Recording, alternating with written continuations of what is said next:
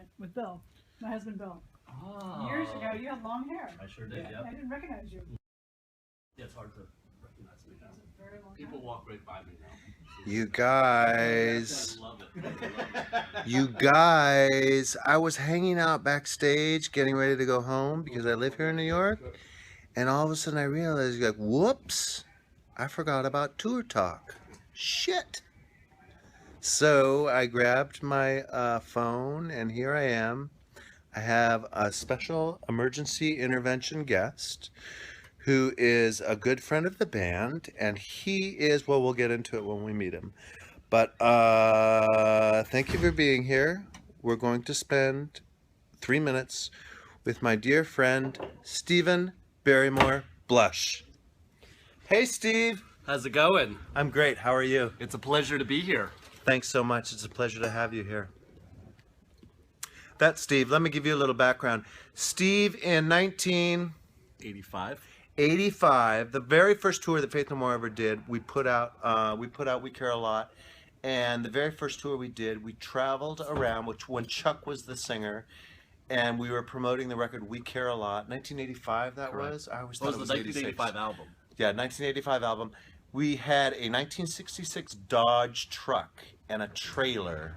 I remember that. It was story. a real ramshackle scenario, but it was just us. We had one roadie, and we kind of worked our way across the country. And sort of our one sort of like goal that we had coming across the country and going all the way to New York was Steve here knew about us and booked us a show at this place called The World.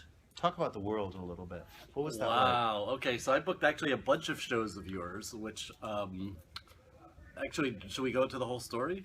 Or is that Well, a little yeah, too you long? can. We only have 3 minutes. Just talk about The World for a second, okay. because here we are in New York Okay, City, so anyway, and so Steve you- still lives here in New York. Yeah, so anyway, what I remember is you guys pulling up in your panel truck, and sort of like you close the back of it and say, "See you in 200 Right. miles." It had a camper shell. Right. Yeah. And this place was like the ultimate in decadence. It was, I assume you were playing pretty small places on the tour at the time, and this place Punk held, rock like, clubs for sure. Right. Yeah. And this was like held like 1,000 people, and Yeah. it was the ultimate decadent discotheque of the time, and it was drugs and sex and everything. It was like Nirvana. We moved in. We pulled into New York, and I think we got paid like $1,000 for that show. You did. And for what we were doing back then, that was unheard of. It was crazy. We were getting like, maybe $200 for the most part, and then we would like sort of go on stage and we'd talk and we'd say like, hey, we would really find a couch to sleep on from the stage every night. That was sort of our MO.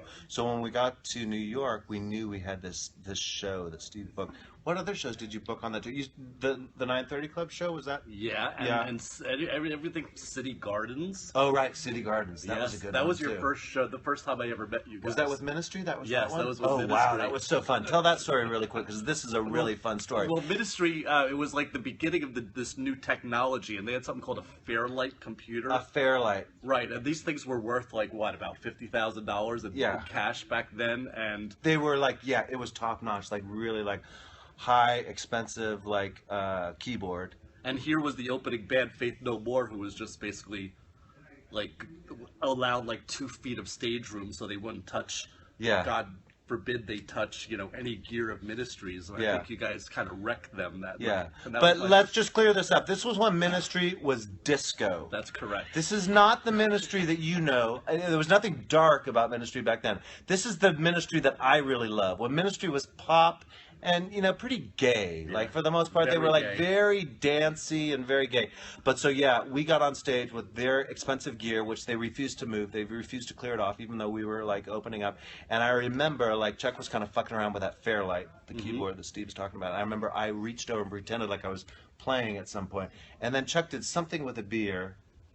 And then they were like, that's fucking it. They came on the PA and said, get your stuff and get out of the building now. And they kicked us off the stage, turned off the sound, and kicked us out of the building. And that was the first time I ever met you guys. Yeah. And I fought for you guys and somehow got you paid, and then we became friends. And then there was the show at the World and the show at Danceteria and some shows in New Brunswick, New I Jersey. forgot and... Danceteria, too. Yeah, that yeah. was another big one. That was a Yeah, high you guys paid were gig, making too, $40 right? a night, and I think kind of saved your butt Right. that tour, but you guys saved my butt 20 times down the line too. When so he it's okay. says $40 a night, literally the band would get paid $40 a night.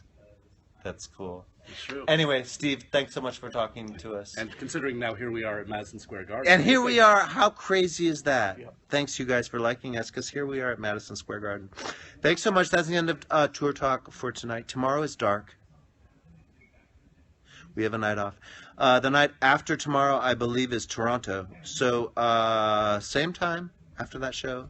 Thanks for tuning in. We have a really special, fun guest planned for the Toronto Tour Talk. So see you then. Bye-bye now.